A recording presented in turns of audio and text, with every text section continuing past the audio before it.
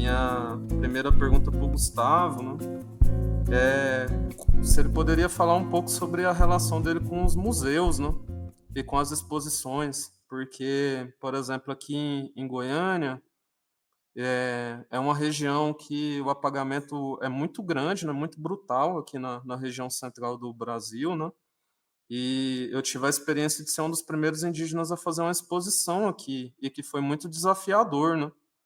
Primeiro porque o espaço não dialogava muito com as temáticas indígenas, depois porque os espectadores eles eram acostumados com a arte colonial, né, então geralmente quando eles iam para a exposição, a expectativa era ver desenhos do século XVI, XVII, né. Então, eu queria perguntar para o Gustavo como foram as primeiras experiências dele com exposições, né, que eu acho que é algo muito desafiador para artistas indígenas, né, porque geralmente quando acessam esse espaço, dependendo da região do Brasil, ainda é uma novidade, mesmo sendo uma arte originária, né, ou os espaços de arte e educação geralmente não tem muitos indígenas, professores, né, então quando você acessa, ainda é uma certa cruzada, né, então eu queria saber um pouco sobre essas experiências do Gustavo com exposições, né, porque eu as acompanho e eu acho sensacionais as exposições do Gustavo, né, então queria saber um pouco mais sobre isso. Na minha trajetória, assim como outros artistas que eu vejo em atuação, né, para citar alguns, o Denilson Banil, a própria Naine Terena, a Dayara Tucano, Ziel Carapotó, tem vários assim que articulam esse lugar do museu. Se a gente vê em São Paulo, tem um museu das culturas indígenas, e aí lá entra mais um campo enorme assim de indígenas atuando em museus. E acho que tem muitos contextos assim que a gente poderia avaliar, mas vou tentar expressar um pouquinho do que eu tenho experienciado, assim, né?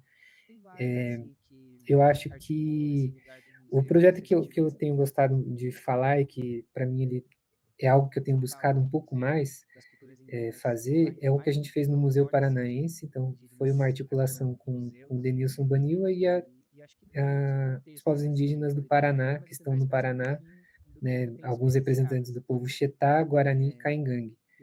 E a gente fez um projeto chamado, foi nomeado pelo museu, assim, Retomada da Imagem, mas tinha a ver com acessar o acervo fotográfico desse museu, e aí fazer algo a partir daí. O que a gente propôs para o museu foi que nós convidássemos, né, olhasse as fotografias a partir dos anos 60, porque eles têm um acervo grande, assim, entendendo que as pessoas estão vivas, né? Boa parte dessas pessoas que possivelmente estão retratadas lá estariam ainda vivas, ou seus filhos, seus netos, né? E aí, a partir também desse recorte de tempo, a gente, né, eu convidei alguns amigos que, enfim, fazem parte dessa minha trajetória de movimento, de trocas, né, na arte, que tinham fotos retratadas, né, das suas comunidades lá.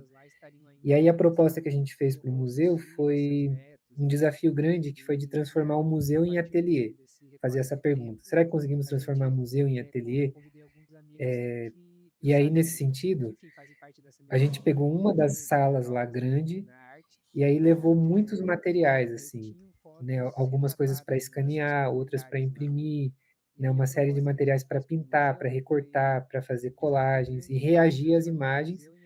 E a gente tentou construir um cenário, assim, de que as pessoas do museu não estariam lá observando o nosso ateliê, porque o ateliê é um lugar, ele pode ser aberto, mas ele pode ter restrições, assim, também, conforme quem faz o seu próprio ateliê, né. E nesse caso, nós gostaríamos de fazer um ateliê que livre nesse sentido, assim, né, a gente não queria se sentir observado, porque a gente lembrou muito desses episódios de zoológico humano, né, onde os indígenas eram apresentados, né, no museu, seus corpos vivos, né, e a gente falou: "Cara, a gente não quer reproduzir isso, porque daí é o índio no museu, e aí o pesquisador assistindo isso, ou os visitantes assistindo isso, né, não era o que a gente queria criar, de relação nem para nós, nem com o público".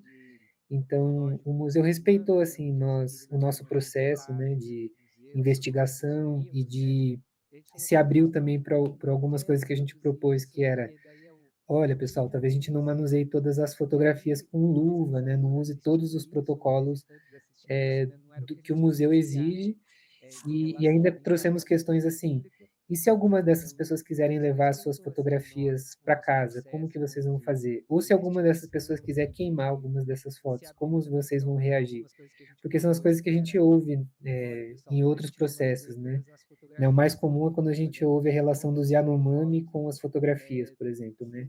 Que isso é um jeito de reavivar os mortos e os fantasmas reaparecem e tudo mais, né? E então a gente trouxe várias dessas situações e o museu se colocou em vários momentos com muita dificuldade, mas falando, não, a gente vai lidar com tudo, né? No fim, a gente acabou gerando tanto material que isso se tornou uma exposição. O museu nem tinha agenda, então eles inventaram uma agenda nas férias deles, que era entre dezembro e janeiro, final de janeiro, onde começaria a primeira exposição do ano. Eles encaixaram a nossa exposição, porque o projeto não tinha nada a ver com ser uma exposição, e fizemos alguns eventos de performance, né, de encontro com o público.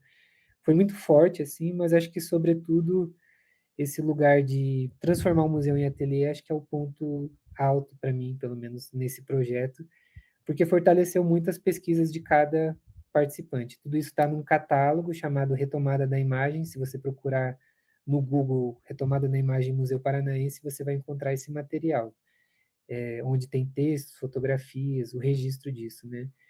Teria alguns outros exemplos assim para partilhar, né? Vou partilhar um material mais recente que a gente está fazendo e posso citar um outro, né, que a gente articulou no ano passado.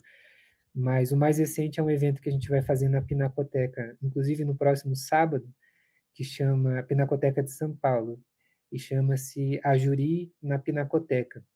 A juri é uma palavra que a gente usa em Roraima para falar de mutirão, né? Quando geralmente relacionado à roça ou à limpeza, assim, e aí a gente junta uma turma, mutirão, né? Porque uma pessoa limpando uma roça, né, é mais devagar do que uma turma toda. Só que daí o ajuri é uma coisa também assim, ó, hoje você vem aqui na minha roça, mas amanhã também vou lá na sua, né? Tem que ser uma coisa que a gente se ajuda, se fortalece para abrir um roçado maior, assim. Então a gente está fazendo esse ajuri na Pinacoteca, que é um resultado de um grupo de estudos que a gente fez dentro do museu da Pinacoteca. Ou seja, foi uma proposta que a gente fez ao museu de que nos desse suporte para criar um grupo de estudos virtual, e a gente fez uma série de encontros no ano passado que tinha a ver com cada um partilhar sua pesquisa, de criar campos de discussão interno, semelhante ao que acontece num grupo de pesquisa na universidade, né? E não é diferente do que a gente está fazendo aqui, que é um diálogo e que vocês têm feito com vários participantes, né? Mas acho que a parte que entra da arte é isso, né? Quando a gente cria esse ambiente de ateliê, ele fica, você cria uma possibilidade de entrega muito livre, assim, porque o ateliê ele pode virar qualquer coisa, ele pode virar um livro, pode virar um desenho, pode virar uma exposição, né, como eu citei agora, ou pode simplesmente não virar nada, né, tem a ver com essa relação, isso que eu tenho falado, né, de criar um ambiente de relação, informação e fortalecimento, e é isso. Mas nesse projeto a gente vai fazer um evento público, então também para tentar expressar assim formatos de relação com o museu, né, com museus diversos. No caso, o Museu Paranaense é um desses museus de história natural, vamos dizer assim, né? Eles vêm passando por várias reformulações. Hoje eles fazem exposições de arte contemporânea. Eles tentaram quebrar um pouco essa barreira que a própria arte e a história foram criando, que é dividir, né, museus de arte contemporânea como se fosse algo do presente e os museus de história natural que vão tratar do passado. Geralmente as narrativas indígenas iam para esse lugar, né, desses museus do passado, e assim reafirmando o nosso lugar indígena como algo que estava lá na pré-história, vamos dizer, na pré-história ocidental, né? Então, nesse Museu Paranaense já mudou isso, né? Mas a narrativa indígena que aparecia dos Caingangue, Guarani, ficavam junto dos sambaquis, por exemplo, que são períodos completamente diferentes, né? E a gente vê isso, não é diferente, a gente vai lá no museu em Oxford, na Inglaterra, e vai ver a mesma coisa, porque faz parte dessa cultura museal, né, museológica. Então, por isso que é um lugar, eu acho que é um lugar inteligente de atuação, embora seja um lugar muito denso, porque muitos desses museus carregam corpos indígenas também. Eles têm uma história de violência colonial que não é brincadeira, assim. Você chega no lugar, você é afetado dependendo da sensibilidade que você vai lidar com isso, ou que você costuma lidar, né? Então, porque povos indígenas não vão lidar com museus com, como cultura material, vamos dizer. Não é, não são objetos, né? Muitas pessoas vêm expressando isso, né? Ou são, né, a gente chega no museu e o que chamam de acervo ou coleção, né, ou reserva técnica, né, as pessoas indígenas vão enxergar enquanto ancestrais, enquanto seres, enquanto, né, memória viva, né, objetos entre muitas aspas, mas que têm agência, né, que precisam de algum tipo de movimento e por aí vai. Mas no caso ali, nesse que a gente está falando agora, que é na Pinacoteca, ela representa muito esse lugar da arte contemporânea. Então, acho que é importante também atravessar esses vários contextos, e aí o que a gente vai fazer lá também? Vai trazer as nossas. Vai fazer feira, como todo indígena faz. A gente vai fazer a nossa feira também, que é um jeito de socializar as nossas artes, mas para questionar isso, que é sempre um cabo de guerra, parece, de narrativa, né? Por que, que no Museu de História Natural se torna um artefato, quando está numa feira é artesanato, e quando está dentro de um museu vira arte contemporânea? Às vezes tudo é o mesmo, entre aspas, o mesmo objeto, mas por que que dependendo de onde se mostra, ele se torna algo diferente? Então, acho que eu também tenho tentado estimular um pouco esses questionamentos assim de valor que a arte contemporânea acaba agregando ao lugar da arte. A arte contemporânea acaba sendo um lugar excludente, mercadológico, né? Então ele tem características de violência muito fortes também. Então ele cria um lugar de desejo, vamos dizer, num público, ou pessoas que se relacionam com esse ambiente, só que ele é uma bolha que não tem exatamente um critério. Ele depende de conjunturas de uma linguagem invisível. Então, eu acho que a gente fazer um grupo de estudos que tem uma variedade de pessoas, né? E aí para citar algumas atuações assim desse grupo, né? Temos cineastas, temos uma liderança que não produz arte nesse sentido material, vamos dizer, mas produz as suas falas, as suas movimentações, uma liderança feminina. Temos sim dois artistas visuais, temos uma historiadora e temos também um representante da juventude, uma representante da juventude. E ela faz também uma série de manualidades dessas as suas manifestações de arte, mas a arte dela nesse caso ali é ser uma representante da juventude também, porque ela ir até São Paulo e experienciar esses contextos no Museu de Arte Contemporânea, o objetivo é que ela volte e possa ecoar isso dentro de uma juventude, mobilizar também questões projetos, assim, seja dentro desse mesmo projeto ou outro, né? O grupo de estudos tem a ver com fortalecer esses tipos de movimento.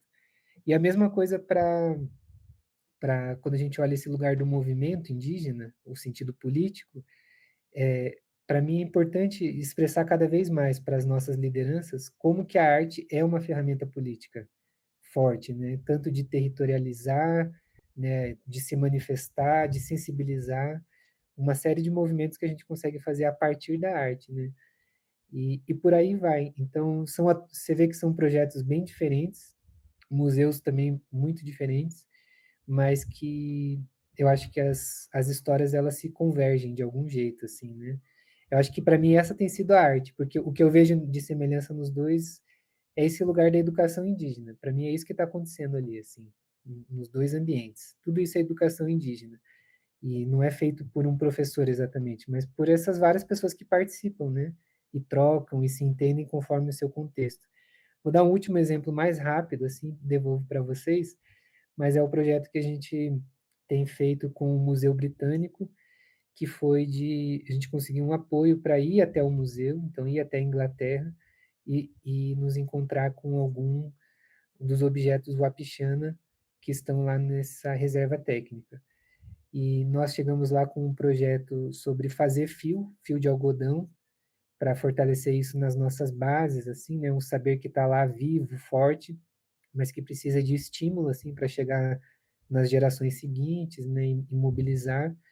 E olhamos muitos dos objetos que estão lá no Museu Britânico, e lá já vira um outro contexto, porque lá nós enxergamos o que a gente foi chamando de evidência colonial no nosso contexto, porque são objetos que estão lá, nós não estamos, pelo menos nesse momento, pedindo repatriação de nada, né? Então entra nessas discussões, mas queremos sim que fortaleça esse campo da educação e relação, porque o que está naquele museu é evidência colonial, porque o nosso território ele é dividido entre o Brasil e a Guiana, que em outro momento era a Guiana inglesa, e as pessoas que levaram esses objetos até lá, eles são frutos desse momento de desenhar a fronteira, de dividir os territórios, onde as nossas famílias foram divididas, e hoje falamos, né, duas línguas, falamos inglês, falamos português, por conta desse contexto específico, né? E os objetos que estão lá têm a ver com essa história. Então, e aí a gente chega no nosso território, para as pessoas que falam inglês, a gente fala, mas por que você fala inglês? Você já pensou nisso? Porque muitas vezes a gente não se pergunta também nem por que a gente fala português, a gente só fala, né? Mas é muito interessante entrar nesse contexto de falar inglês e as relações com a Inglaterra, né? E quando a gente começa a tratar disso lá na Inglaterra, existe um lugar de constrangimento muito forte, mas eu acho que o constrangimento não gera nada, assim. Eu acho que o que gera é realmente a nossa ação e movimento. Então, por isso que nós temos pedido apoio de educação, de pesquisa, investimento nesse sentido, porque a gente consegue mobilizar projetos na comunidade e, se for o caso, né, enviar também nossos pesquisadores para Inglaterra. Esse é um objetivo a longo prazo, vamos dizer, né? Até agora a gente conseguiu fazer 2 desses movimentos, mas com poucas pessoas ainda, né? Algo que a gente quer movimentar mais para a gente gerar mais dados escritos também, porque isso é importante, sobre essas evidências coloniais, como, né, como nós enxergamos a relação colonial a partir desse lugar de fronteira. Então, enfim, são muitas complexidades quando a gente começa a olhar museus e se reconhecer, né? Se reconhecer e meio que tateando esses territórios para ver como reagir a eles, como transitar neles. E eu não sinto que